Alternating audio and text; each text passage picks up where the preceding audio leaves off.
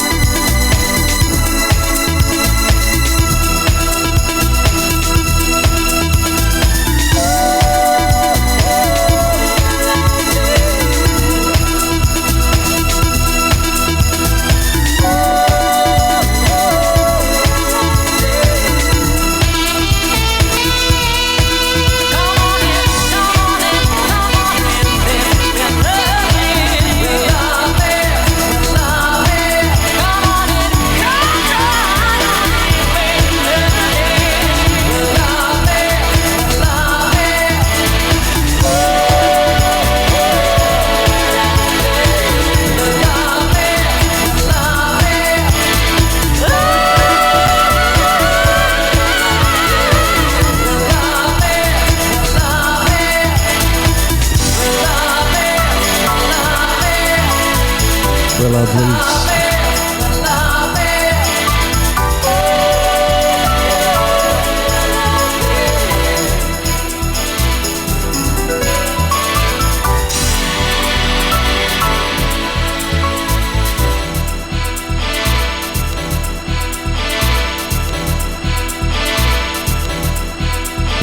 Where Love Lives. Where Love Lives. Shout out again to my man Spiro for allowing me to come here and do Where Love Lives tomorrow. Make sure that you come out to the Emerson. It's going to be a party not to be missed. Along with Dr. Packer, of course. Correct. With Dr. Packer and a plethora of other DJs. It's going to be really, really good. So. Now we're talking about your career, SPEN, and you've got 3 tracks. We've had to whittle it down because we've talked too much already. What have you chosen next as far as a track that, you know, really means something to you as far as your career? The next record that I've chosen was one of the records that really meant a lot to me as a young sort of DJ and a producer as well, because nobody had bass lines like these guys. Nobody had bass lines like them. And the fact that, you know, I don't know, I guess I was a love song guy. I loved like lyrics with love songs, love being the message at the end of the day. And I have to say, this is one of my all-time favorites. It's raw, it's gritty, and it still takes you to a place that just makes you very, very happy. So it's Slave, Just a Touch of Love. DJ SPEN, rocking my world.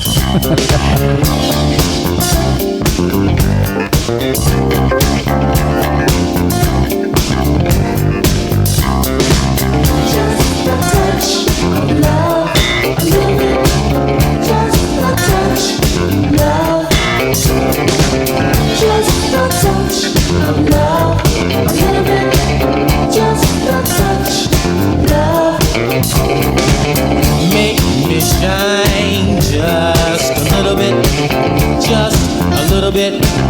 with just a touch of love. Send my mind just a little bit, You got to keep me high, baby, just a little bit, with just a touch of love. Can we spend some time?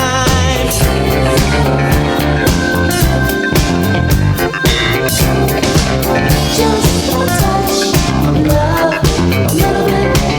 Just a touch of love, just a touch of love, a little bit. Just a touch of love, just a touch of love all the time. Says my mind, just a love, says my mind, keeps me high. Just a touch of love all the time. Says my mind, just a love, never, says my mind, keeps me high. Just a touch of love, just a touch of love, just a touch of love, a little bit. Just a touch of love. Need it now, just a little bit, with just a touch of love. Makes me sound, baby, just a little bit, Send fire through my spine, just a little bit, with just a touch of love. Can we spend some time?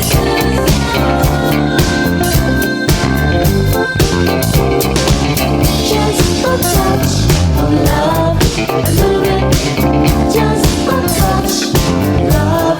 Just a touch of your love all the time. Sweet my mind. Just enough of your love. Sweet my mind. Keeps me high. Just a touch of your love all the time. Sweet my mind. Just enough of your love. Sweet my mind. Keeps me high. Just a touch of love. A little bit. Just a touch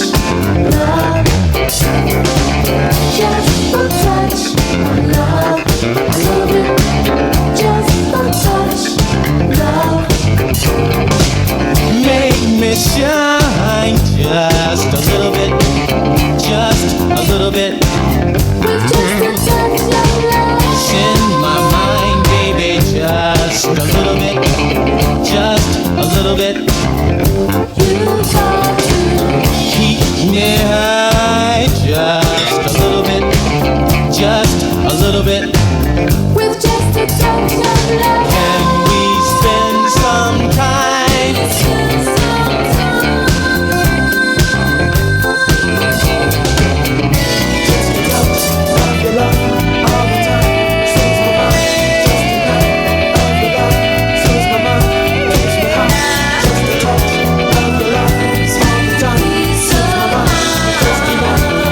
DJ SPEN. He's got a touch of love. Absolutely. So SPEN, tell me, what are you doing? I mean, you've worked with some pretty amazing people. You've remixed. I mean, you've got a list that's enviable as far as who you've worked with. What are you doing nowadays as far as production and remixing and so forth? Quite a bit. Quantized Recordings, which is our kind of main label, is about to hit 500 records. And that's going to be a Mark Evans record that I'm going to play later in the mix as well.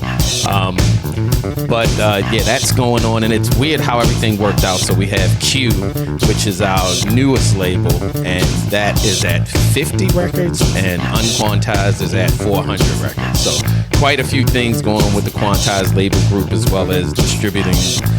We do Jihad Muhammad's label, and we do Mark Francis's label, Poji. So quite a few things going on that level, as well as a few remixes. And this year it seems like the gigs are coming regular.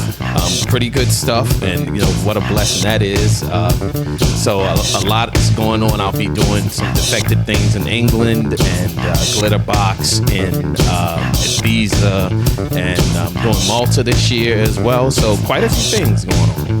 Like you mentioned, Defected. I mean, it's like there's a resurgence again through Defected, Glitterbox, what they do. At the same time, I mean, there's so much music out there, and to cut through. I mean, someone with a heritage like you, obviously you've got that advantage. But what's your take on Spotify? Just keeping it all going, and it's changed so much from the 80s and the 90s. It has. To be fair, I'm good with the technology. I actually like the fact that things are changing. I like Spotify. I'm not even going to front. I actually use it. I listen to music on it. Do they pay correctly? No. But that's something that will hopefully change over time. But as a way of listening to music, I actually like it. People DJing with it? No. But, it has a very practical purpose for, music enjoyment. So I actually like Spotify. As far as what it was like when we were coming along, Spotify does not help with music knowledge as far as I'm concerned. Really getting to understand who an artist is, what an artist does, what's the depth of a particular artist. I mean, it's really hard to get that, especially for kids these days. Everything is so fast. So, kids can make their own album sort of compilations. You don't have to go far. You just kind of click in what you want, and Shazam what it is that you want, and it's usually easy to find it. But no, I know that that we used to have to go to a record store and figure out what it is that we wanted. And oftentimes we would hear something on the radio, and then an announcer would not announce what it was, and then we would be walking into a record store trying to figure out, dude, I was looking for this record that goes like, he's like, what is that, kid? Go away. So that kind of a thing. I mean, the mass production. I mean, pretty much anyone can be a DJ or producer now. So there's so much music out there. It is. It's too much. That's one thing that I will have to say that I don't like about what's going on now. It was tough back then to get a record heard or played, but now it's virtually it's an uphill battle. You're someone who's got a reputation. Yeah, I mean it's an uphill battle, and depending on what week you put something out right now, you know, if you're putting out a record against, you know, a heavyweight like a Beyonce, you can forget it. You know, so there's so many different things that you have to consider when putting out a piece of material, no matter what it is. And it's all music. It's not just dance music. It's not just R&B. It's not just pop. It's everything. Everything is overly saturated. But following your instincts is something that, you know, we've learned how to do. And man, we've been really blessed to be able to have certain platforms where our records kind of push through the noise. So, yeah, correct. So I would say that it's very difficult to do this business. And if it's something that you really don't feel, probably shouldn't be doing it, because it's a struggle. You know, it's easy to make music now. Very easy. You can make music in your bedroom. Getting it out, promoting it, making sure that it gets heard, that kind of a thing is where the challenges come. Talk about the feel. What are you feeling now as far as the next track? The next track is a record that I did with my partner Charisma back in the Basement Boys days. Yeah, and the story is interesting in that we recorded the record for Jasper Street Company, but then somehow, some way, Ann Nesby heard the record and she wanted to do it. So we called Ann Nesby. She came to Baltimore, and look, Timmy, she was sick. Like when she came to the studio, she wasn't feeling well. So we were like, sick as in good. No. I mean, sick. Australian, so where we go, sick. No, that's worldwide. Sick is good. But ultimately, what happened is she plowed through it, came into the studio not feeling well, and you know, we kind of pushed her in front of the microphone. We didn't think that too much was going to come of it, and we hit record, and she did that record in one take. So this next record is called Praising His Name by Ann Nesby, produced by yours truly and my man Charisma.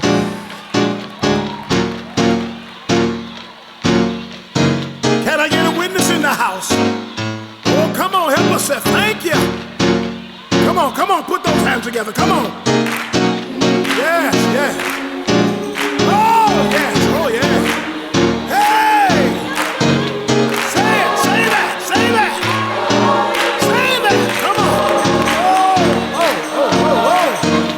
Yes. Come on.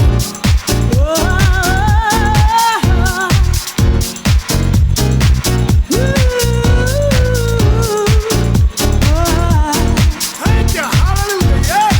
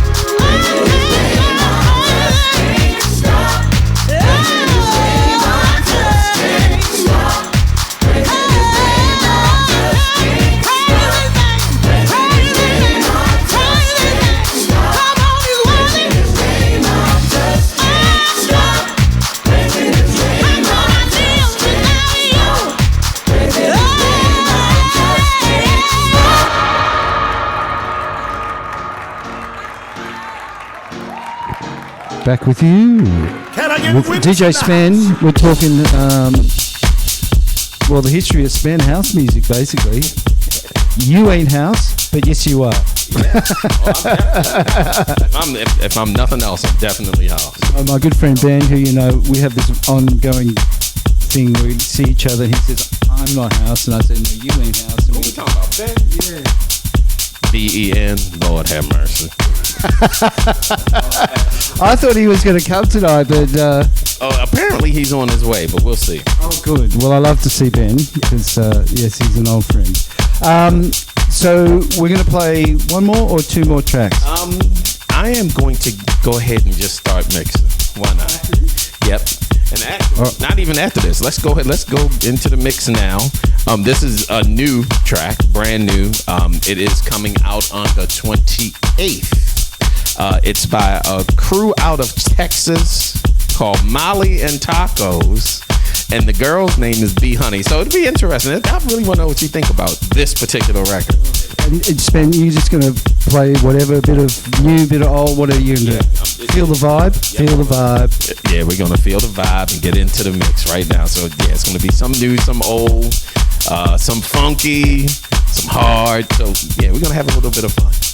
Very excited. DJ SPEN live in the mix for the next 50 minutes. So, wow. Take it away, SPEN.